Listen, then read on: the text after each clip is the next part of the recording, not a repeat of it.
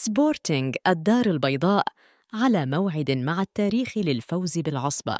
يخوض اليوم فريق إناث سبورتينغ الدار البيضاء مساء اليوم مباراة نهائي عصبة أبطال إفريقيا أمام إناث صن داونز الجنوب إفريقيا بكوت ديفوار.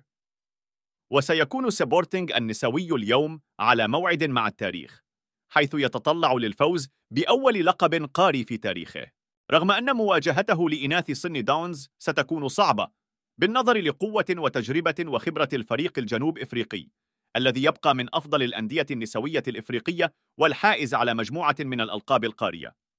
وفي كل الأحوال فإن وصول فريق سبورتينغ لمباراة النهائي هو في حد ذاته إنجاز غير مسبوق بالنسبة إليه، لأنه حديث النشأة وتمكن من حرق المراحل بسرعة فائقة.